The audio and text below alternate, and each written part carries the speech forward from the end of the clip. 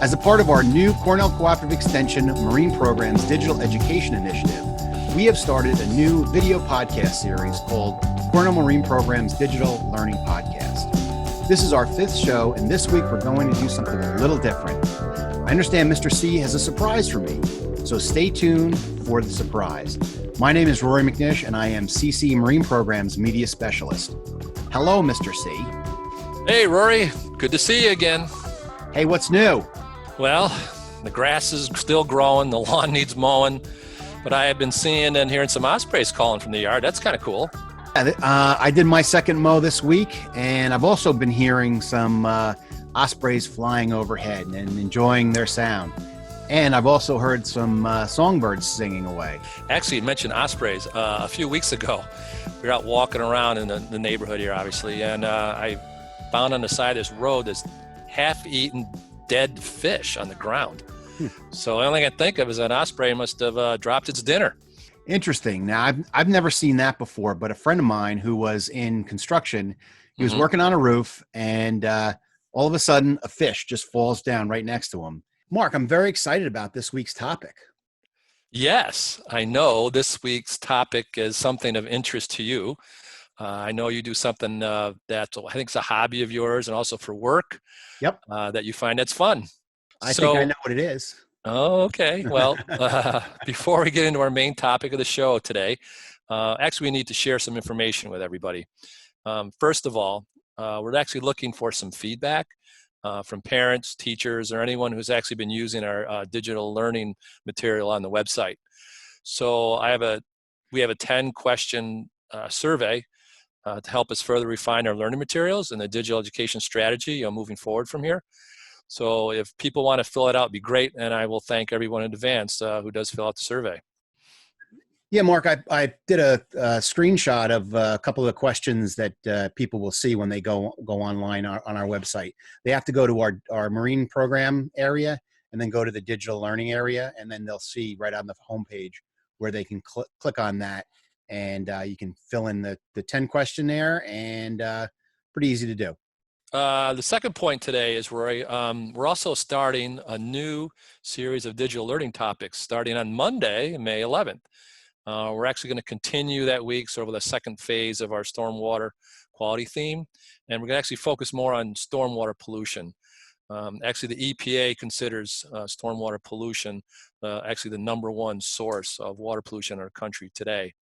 So there's going to be other interesting topics the following weeks, including a week on horseshoe crabs, an interesting one on scuba, and also my favorite week, I think I have to say, is going to be the shark week. Yeah, I'm looking forward to the weeks on the scuba and, of course, the sharks. I got a little affinity to sharks, too. Yeah, I think you actually do scuba diving, right, Rory? Yeah, yep. A little bit here and there. Not much lately, but I got to lose a little more weight. Well, we won't go into that. Anyway, so we also will be unveiling a new website for the digital learning responses. And actually, I had a meeting today with one of our coworkers who's designing it. It looks really sharp. Yeah, I've got a little exclusive here. I was able to get into the website, and I've had the password and everything. And this is what it looks like right here. You just kind of same kind of look, same branding as what we've had for the digital initiative project that we've been working on online here, but we have a separate website that people can go to and get all their material from. Great. No, it looks really nice. I like the layout. Yeah. So yeah, if you guys can fill out the surveys, that would definitely be good. So, all right, Mark, I can't wait any longer. What is your surprise? Well, today I get to ask you all the questions, Rory, about the main topic of the show. All right. So what you're saying to me is that you want me to answer all the questions, right? Yes. Ha! I just asked the first question. Oh, you got me. Oh, you are a sharp one, Rory. All right. Okay. I know you have used drones for work and it's a personal hobby of yours. Yeah, absolutely. What do you want to know? I just got you on the second question. Hey, I'm asking the questions today. All right. Go ahead. All right. My first question. When did you discover like drones and the people that use drones and the world of drones, sort of? Well, about 4 years ago, my son's friend, Andrew, he had one, and he posted a video on Facebook, and I just was blown away by what that looked like. It was kind of the first foray into drones, and he was just, doing such a great job with them, and I said, wow, I want to use this too, either for my personal stuff, but definitely for Cornell. Great. So when did you start using the drone, for some of your Cornell videos or pictures? Soon thereafter, I approached him, and I asked him if he would want to shoot for us.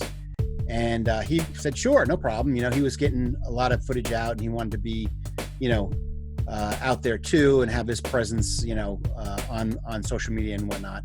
So took him out, and we did a segment for On the Water and in the Field about the Wednesday night sailboat race out here in the Great Peconic Bay. And when we got the footage back, it was just so cool. And I fell in love with its capabilities and what it could do. Well, that's great. So, is a drone, is it easy to operate, or do you need a lot of practice or skills, or how's that work? It is pretty easy to operate. Well, let me get my drone, and let's see. Where is my drone anyway? I don't even know where. I really don't know where my drone is. Oh, Nate. Mayor? Yeah. Did you see my drone? It's right over here. What? Oh, okay. Thanks. It's right on the floor. Good. That's my office mate right there. Yeah, that was quick. Yeah, well, of course it was like right in front of me. So. Oh well. All right. So yeah, this is my drone. I don't have Cornell's drone because let me move this mic out of the way a little bit. And yeah, it's pretty cool. It opens up, unfolds, and it makes for easy storage when you can fold it down like that. And there's the camera. It's very simple, but the technology is very complex. That's amazing. Very cool. And then I actually have, let me move this back. I'll put this over here. Not a lot of room on my desk here. This is the controller. Okay. So that flips open, okay? And what's really cool about it is that if you have a phone, the phone ties into the flight. So you put the phone in, and it holds the phone, and then it's connected with a wire. And now there's an app that you can actually literally fly from and do all your controlling. Okay. As far as, knowing your height, knowing your distance, how much battery power you have, and then there's your controls. So you're not going to fly that in your house, are you? No. Although you can now. You can actually, yeah, because there's sensors on it that will keep it from hitting anything, Oh, So I've seen a video where people actually kind of come from the outside, fly through a window or something like that, and just control it like that. Wow. So they're getting smaller, and they're getting easier to operate. So You've never flown one inside before, have you? No. What are some things that you need to do to fly safely with your drone? There must be some safety precautions, right? There are. So, and these are the basic rules that the FAA had determined. When drones first came out, it was kind of like the wild, wild west. And people just kind of flew them wherever they wanted. And what was happening is that they were flying them too close to airports, major airports. And there was some incidences where that was becoming dangerous. These are some of the initial rules that the FAA came out with. You can't fly above 400 feet. You have to keep it below 400 feet. You have to keep your drone within eyesight, because if a plane or something else comes along, a helicopter, you're going to be the one that has to get out of the way. And this one's important too. Don't fly in restricted airspace. The FAA has a very complex system where they have different restricted airspace, and they're labeled. Some are B class or Bravo class. Others are G class. And so we have to know where we can fly. And you can't fly within 5 miles of an airport, any airport. Don't fly near other aircrafts, especially near airports. Don't fly over groups of people. because obviously if something goes wrong with the drone, it could fall out of the sky and it Mm. could hurt somebody. Okay. And don't fly over stadiums or sport events. Why? Because there are large groups of people. And don't fly near like an emergency response situation, like fires or, you know, car accidents and stuff like that. You may Yeah. create another emergency situation. Yeah. I like your last rule, Rory. Yeah. Yeah. That is one that I have to remind myself of all the time. Common sense works, you know? So yeah, it's like anything you do that has a potential for danger, you know, just don't go into it, you know, what my father called half cocked, you know, you want to have a clear head. There's other obvious ones where you don't want to be drinking and flying. You want to be able to go over your aircraft and do like a checklist on it to make sure that, you know, everything is done. So those are the basic ones though. Use common sense. That's it. My father actually for years has been building and flying these large remote control airplanes. He's got a bunch in his basement. I think some of them, the wingspan is like 8 feet. He never actually gotten into drones, but is the controller similar to an airplane remote controller? I don't know. Yeah, I think so. You know, here's your complete controller. Your right side is where you would fly it forward or reverse or from right to left. And your left side is up and down. And then this is what's called a yaw. And a yaw makes it so that you can turn this way and this way. So does your drone, when you take, obviously has a camera on it, but when you take pictures, can you take pictures and video at the same time, or? They take both. Okay. And so when you're flying, you know, you want to kind of have that ability to take either video or photos. And so as I'm going up and I'm flying, I'm looking at what we're documenting at Cornell Marine. Maybe it's a restoration site or something like that. So I'll start with video and I'll start flying around, and you know, as I see different things, okay, well, let me focus on that. So I'll turn the video off and then I'll start taking pictures. And so, maybe one of the funders of that project, one of the townships or wherever we got the funding from, wants to have an update and see where we're at. And a lot of times, some of my colleagues want that too, because now they can show what they're doing. And it's really great, as well as, me documenting it for our show on the water in the field or for social media and that kind of thing. And, you can really take the video that you get and then put it up on social media pretty quickly. So this is the beginning, or actually it's before we did the Long Island Shellfish Restoration Project. Oh, right. Yep. And this is a before shot. I was asked to document what the building looked like and what the premises looked like. We're flying up about 200 feet or so, maybe 250 feet. And so yeah, you can get up pretty high. I still have a little bit more ceiling to go. And it's cool. It really offers a great look at your subject. Yeah, sure. It'll give you a different perspective. And this is a little lower. Probably I'm at about 75 feet here, maybe 50 feet. And there's the new building. Oh yeah, that's the new hatchery on the left there. So we're coming along, and this is actually a little while ago. So a lot's changed since then too. And this might be familiar to you, Mark. This is the Cedar Beach marshland. Yeah, that's gorgeous. Yeah, I'm familiar with that beach because in the past, obviously during the summer camp programs, we walk the campers down all on the beach, all the way to the inlet there where the water goes into the marsh. What else you got? So this is how we actually started with drones, is the Shinnecock Indian Reservation, and they had 3,000 feet of shoreline that need to be restored, and this was the first project of its kind in up and down the East Coast. Actually, full restoration of the beach, all the grasses, shellfish. So it was quite a project. So we ended up doing a lot of flying over that. Yeah, I'm amazed. You can see, I may see features on land, but you can actually see underwater and see those dark areas. That's pretty impressive. Yep. And that would help with our eelgrass program as well. We used to have a gentleman that would donate his time with a huge, wonderful helicopter.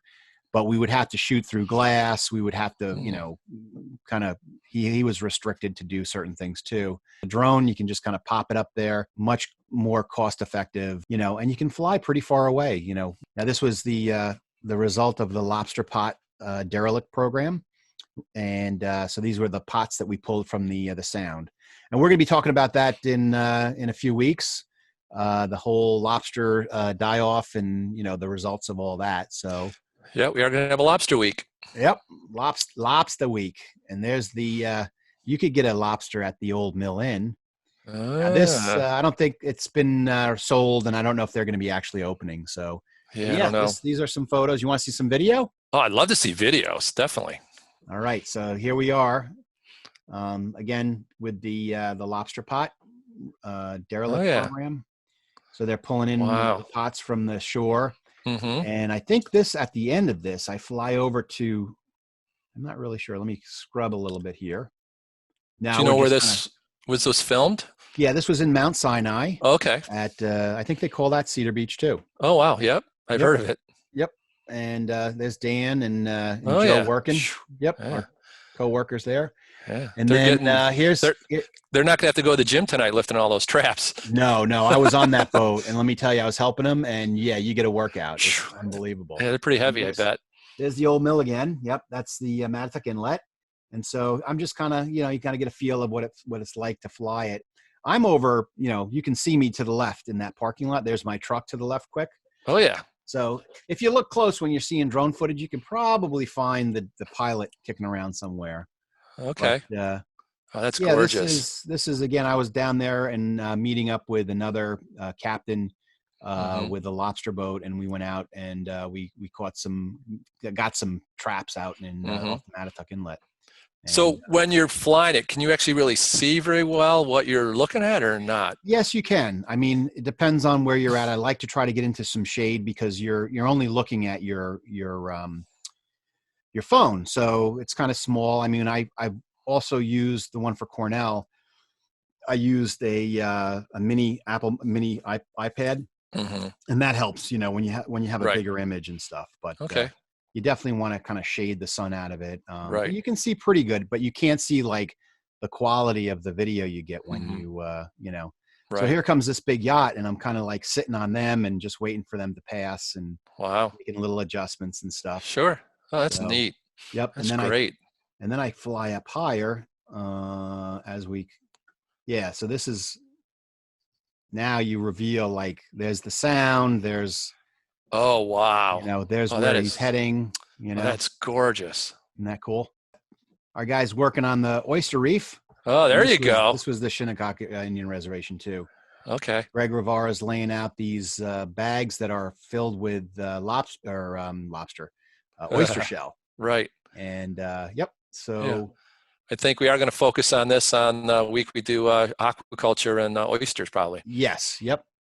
It's oyster reef building is what he's doing. Yep. We'll learn more about it then. Yep. This was one of the first images I got documenting the Marine Center before the new hatchery came in. Wow.